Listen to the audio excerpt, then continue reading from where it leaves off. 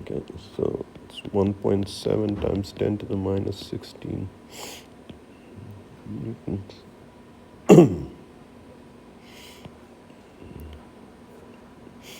The charge of the proton is 1.67 times 10 to the minus 19 coulombs.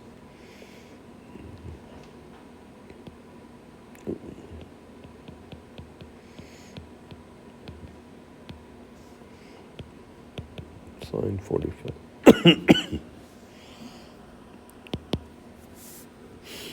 And this field will work out in Teslas. Okay, so that's 10 minus 12. And that is 10 minus 4.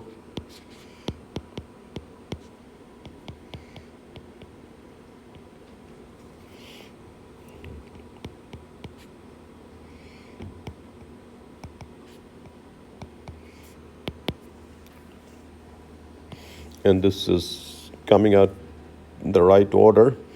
That's a Gauss, and the Earth's magnetic field is about half a Gauss.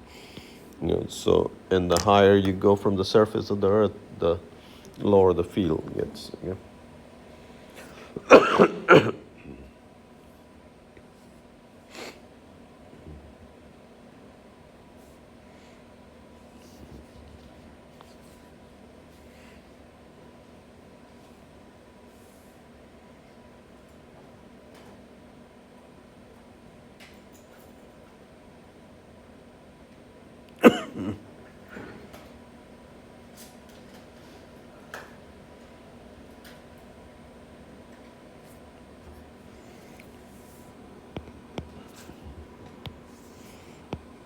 So 0.29 Gauss.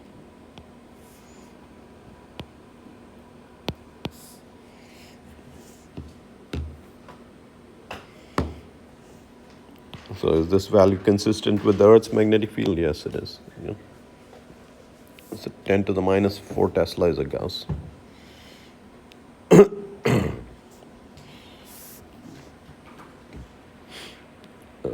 A cosmic ray electron. So whenever they say cosmic ray, that means the particle is not originating from the sun. It's some other source in space. So moves at 7.5 times 10 to the 6 meters per second, perpendicular to the Earth's magnetic field at an altitude where the field strength is a tenth of a Gauss. What is the radius of the circular path the electron follows? So when it's perpendicular to the magnetic field,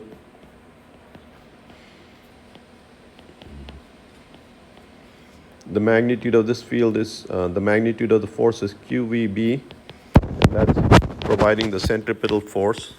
Okay, so the radius of this path is MV over QB. Okay. And this is an electron, so the mass of the electron is 9.11 times 10 to the minus 31 kgs. The velocity is 7.5 into 10 to the 6 meters per second. The charge of the electron is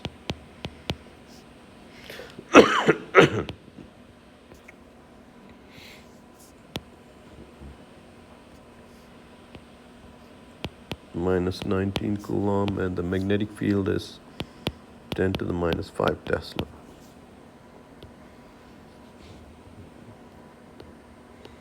So the radius is, okay, let's take your powers of 10. That's 10 to the minus 24. That's minus 7 minus 1.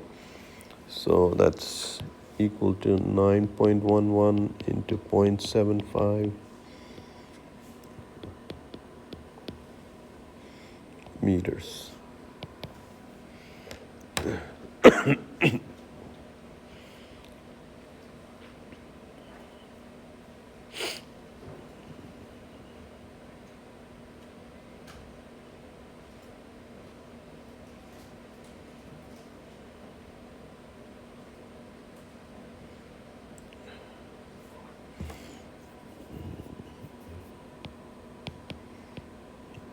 So the radius of the path is 4.1 meters. So the diameter is about 8 meters, roughly half the width of this room. And that's the size of the circle.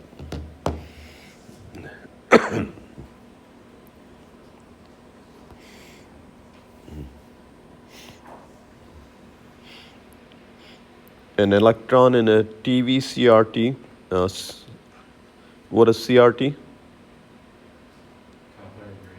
Yeah, cathode ray tube. Cathode ray are electron beams, so that's yeah.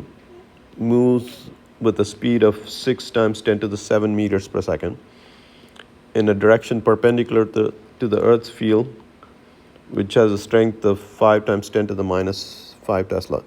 What strength electric field must be applied perpendicular to the Earth's field to make the electron move in a straight line? So remember, this is from the velocity selector. It's E by B.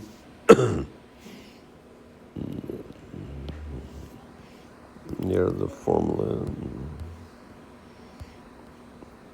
in a velocity selector, the electric field and the perpendicular magnetic field, their ratio is equal to the, for a particle to be undeflected.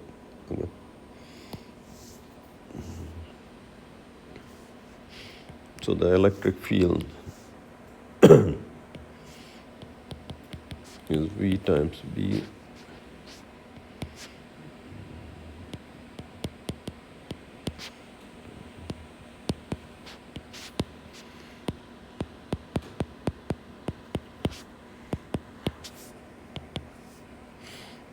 So that's 600 times 5, 3,000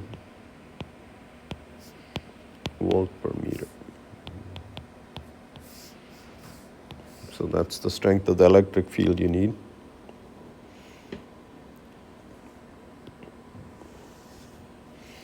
So if this electric field is if this is done between plates separated by 1 centimeter, what is the voltage applied? So this is separated by 1 centimeters. Voltage is E times D.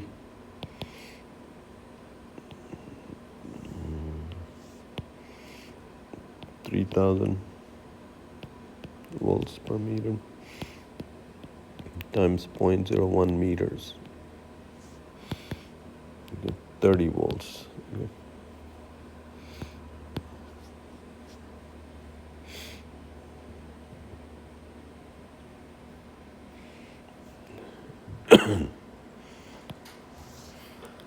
TVs are usually surrounded by ferromagnetic material to shield them from external magnetic field.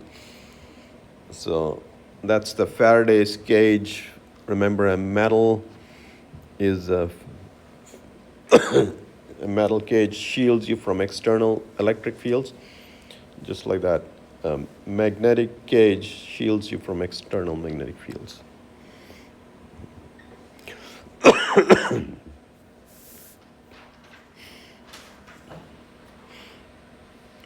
This problem says a wire carrying a 30 amp current passes between the poles of a strong magnet that is perpendicular to its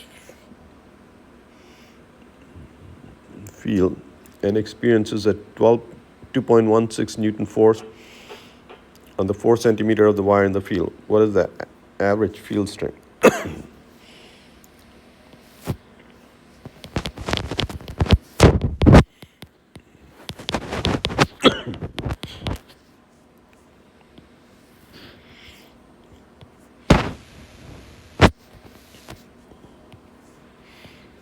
So this piece of the wire feels the force.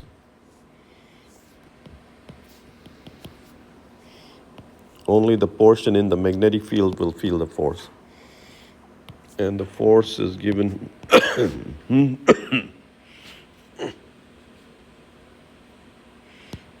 I times L times B. That's when it's perpendicular to the field. So the field strength is the force divided by I times L.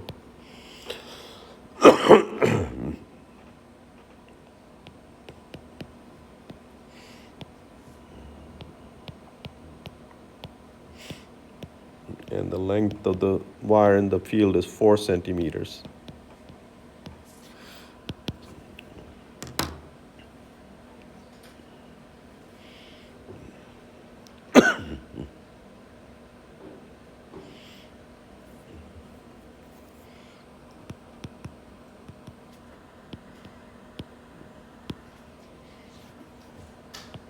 So that's a pretty strong field for a very small force.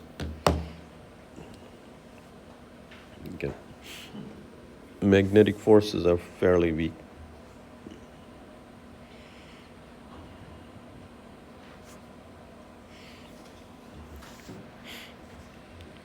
What is the maximum torque on a 150 turn square loop of wire?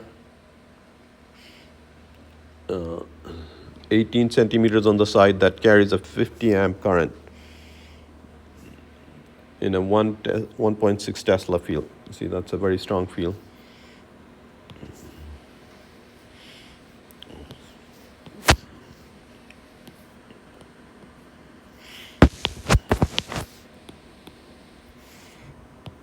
So that is the strength of the electromagnet. And again, it's carrying a current like that. And this is given by I A times N. I is the current it's carrying, A is the area of the loop, and N is the number of turns. That's how strong that magnet is. And the direction of the magnet is, again, given by the right-hand rule. So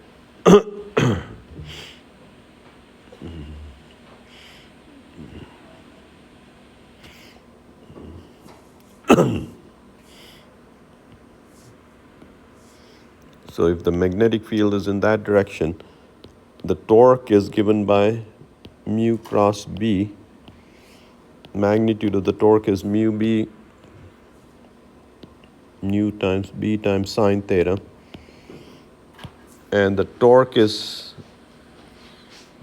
the maximum torque is when sine theta is 90 degrees. So this is 1. Okay. So max torque is mu times B.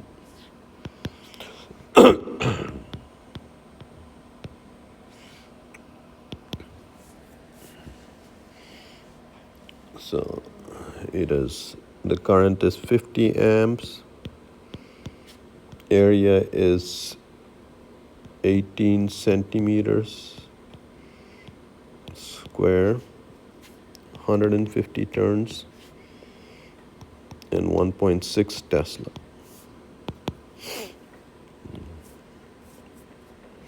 That's okay, 0.18 squared.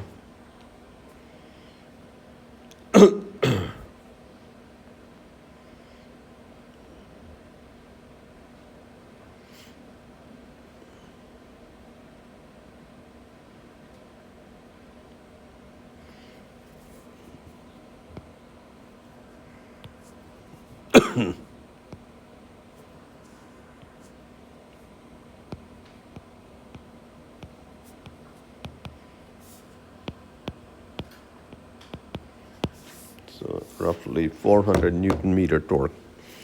And then they ask you, what is the torque when the angle theta is 10.9 degrees? You just substitute that. So multiply this by sine 10.9. Okay.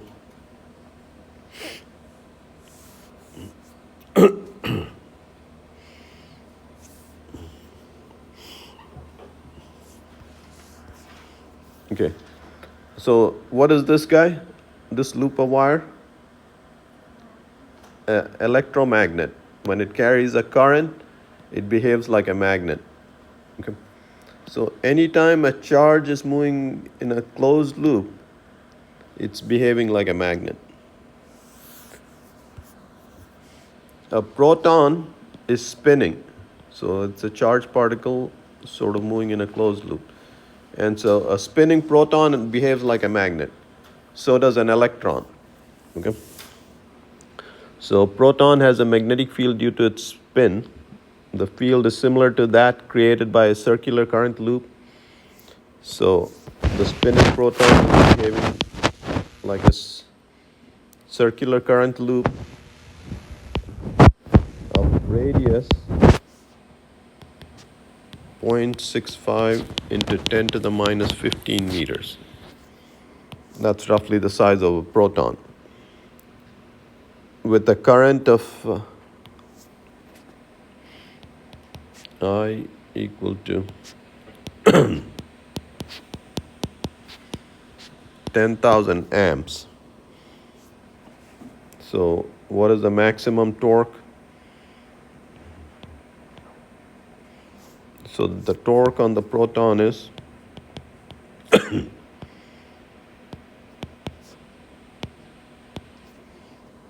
so max torque is mu times B. Mu is I times A times B. So there is the current, and the area of the loop is that.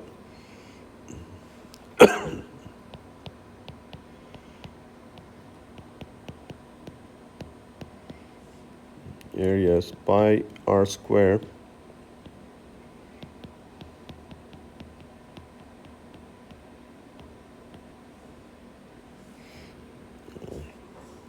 All right, let me move this thing.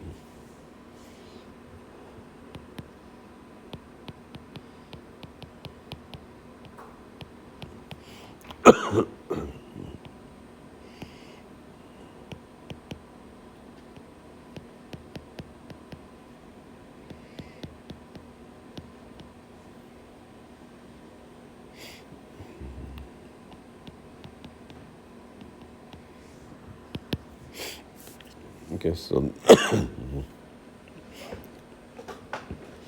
the torque on a proton in this magnetic field. So this is the field you'll encounter in an MRI machine. So that's what's turning that. That's the torque acting on that proton. Yeah. That's 10 to the minus 30 and 10 to the minus 26 Newton meter. 1.05.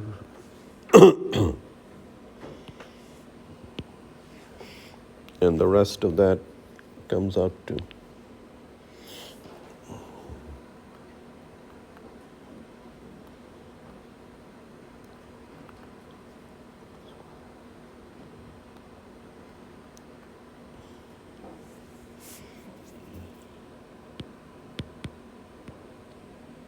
so 3.48 into 10 to the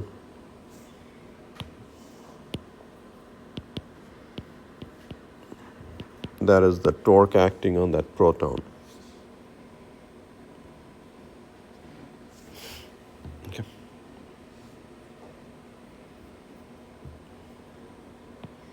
So this is a significant torque on a small particle. Okay. This is so classically how the way you look at it is here the proton that was aligned with the magnetic field and the torque. Well,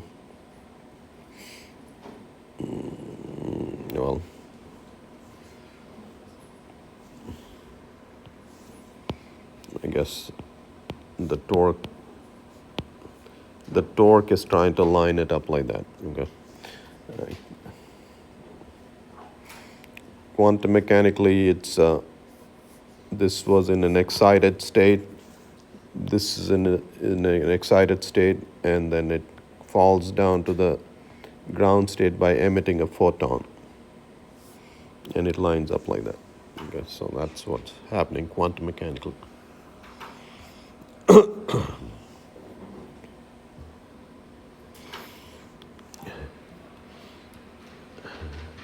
This problems. A physicist is designing a cyclotron. A cyclotron is a machine.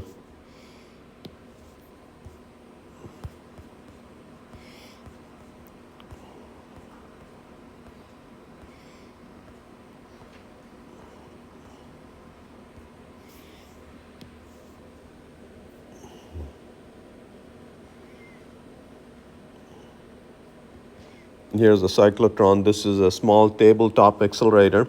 It has two Ds, so if you're accelerating an electron, when the electron comes here, you make this shell positive, and it'll accelerate along the gap, and this perpendicular magnetic field will make it go in a circle. When it comes there, then you make this positive, so you're switching the polarity of the Ds just at the right time.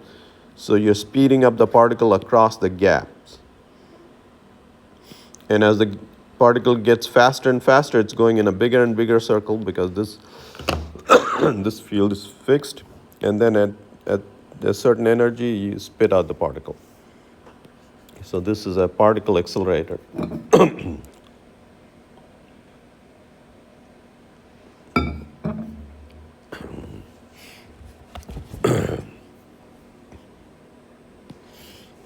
So is designing a cyclotron to accelerate protons to 1/10 the speed of light. The magnetic field will have a strength of 1.5 Tesla. Determine the rotational period of the circulating proton and the maximum radius of the orbit. So you want to find the maximum radius of the orbit.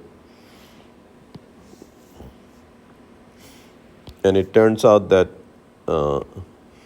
it's making a circle, in one complete circle in the same time. As the circle is as it's going faster, the circle is getting bigger, and it's taking the same time to make one circle. Okay. So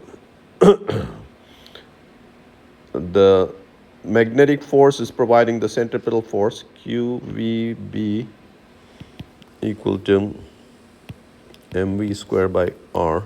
So V is QB times R over M. Okay.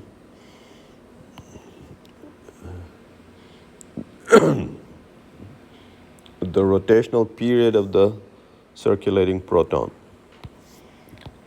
The period is given by 2 pi R divided by V.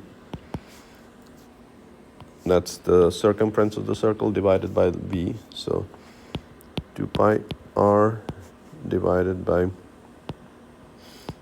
QBR times M.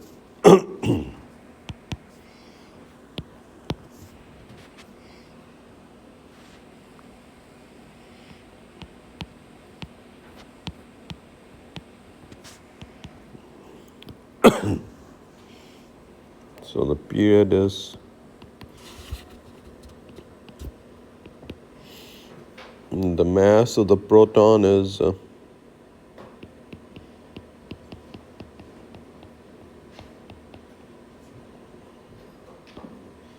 charge of the proton is the same as that of an electron, and the field is 1.5 Tesla.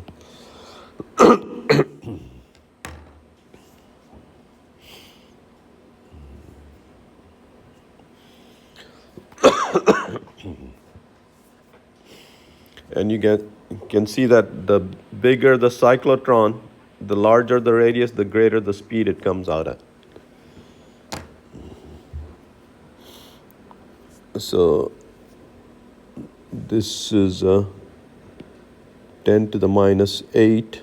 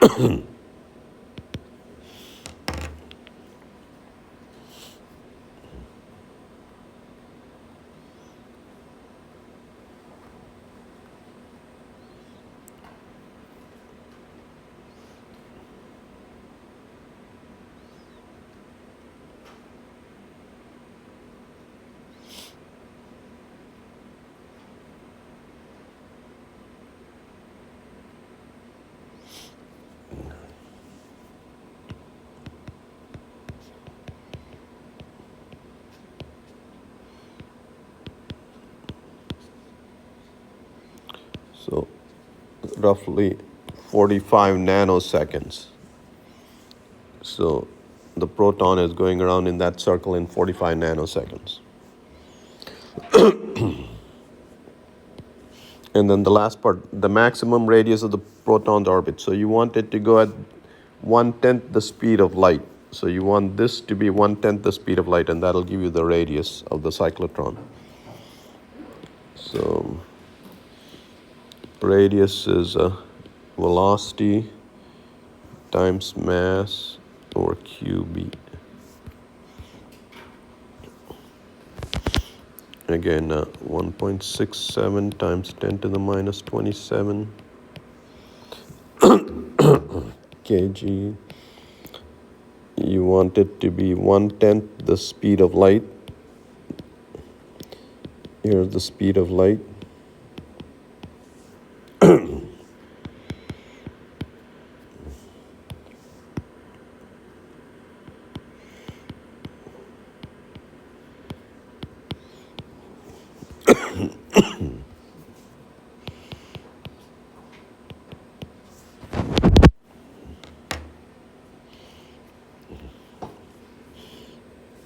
And so this works out to, that's 10 to the minus 27, that's 10 to the minus 19, that cancels that. So the radius works out to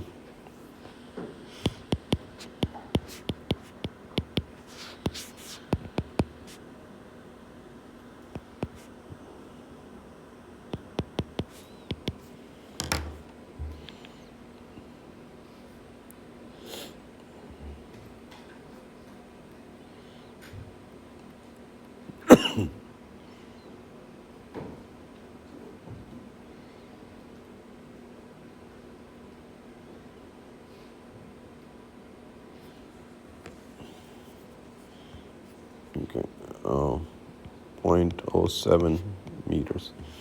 So rough 7 centimeters. So a cyclotron that big, you can speed up protons up to 1/10 the speed of light. Yep. You dropped the three. No. So 21. yeah. All right. So 20 centimeters, about this big.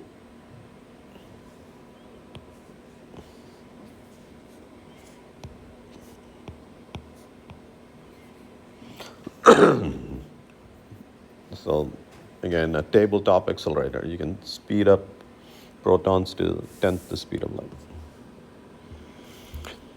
All right. I guess there's one more problem, so we might as well do this.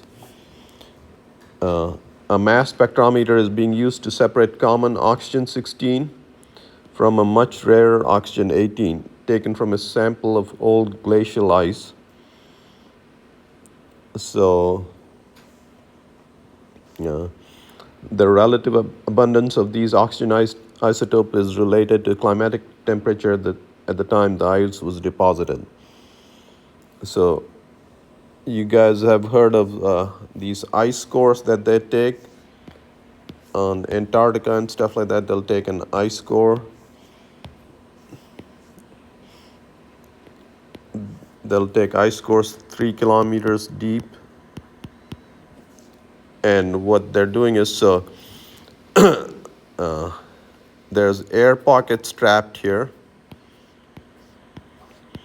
And the ratio of oxygen 18 to oxygen 16 gives you the temperature at that time. So if this guy was deposited 500,000 years ago, you can know the temperature 500,000 years ago by measuring this ratio. Okay, so that's what this problem is about. So, and you saw a mass spectrometer will measure, so a mass spectrometer is is being used to separate oxygen 16 from oxygen 18 taken from a sample of glacial ice. The ratio of the masses of the two irons is 16 to 18. The mass of oxygen 16 is that, and they're singly charged and travel at uh, that meters in a 1.2 magnetic field. So they have been so here's oxygen 16 and 18, and this velocity selector has chosen this velocity to go through. Okay, so and now you're sending them in this field. You're sending them in the 1.2 Tesla magnetic field. The heavier oxygen will make a bigger circle, the lighter oxygen will make a smaller circle. And the intensity of and they'll hit a detector. The intensity of the brightness tells you how much oxygen 18 and how much oxygen 16 are there.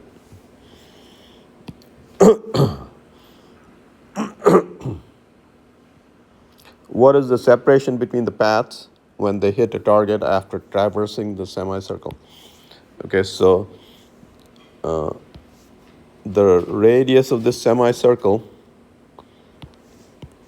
is okay. So QVB is v squared by r. Okay, so Q times B times R divided by M equal to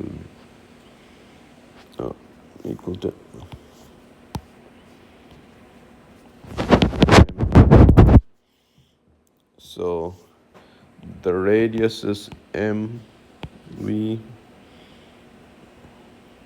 QB. So the radius for oxygen 16 is the mass of oxygen 16 is 2.66 times 10 to the minus 26 kgs. Velocity is 5 times 10 to the 6 meters per second.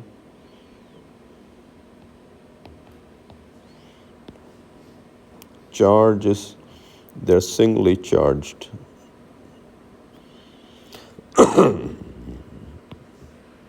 They're singly charged. 1.6 times 10 to the minus 19 and 1.2 Tesla field. Okay, that's minus 20 minus 1. So 2.66 into 0.5 divided by 1.6 into 1.2. And this will be in meters.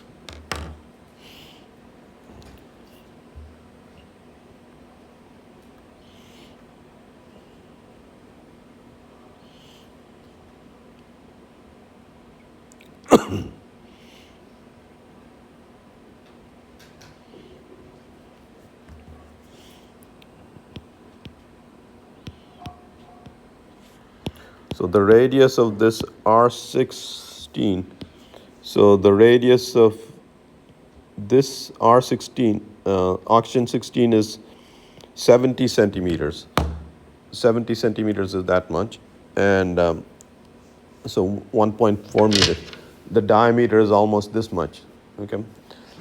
Now let's find the radius for R18. R18, all you do is, see, this gets multiplied by 18 to 16. So it'll be R16 times 18 over 16. You guys understand the mass? All that happened was that this mass increased by that factor. So it'll be into 18 divided by, and this is equal to 0.77 meters.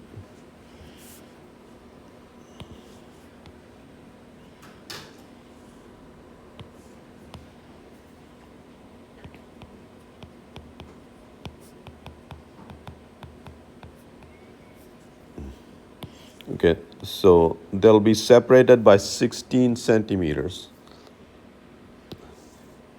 This will hit here, and the R18 will hit 16 centimeters away. That's plenty different, and you just measure the intensity, and then you get the ratio of oxygen 18 to oxygen 16. And again, so that ratio tells you what the temperature was when that ice was deposited. Okay, how many over years ago. So,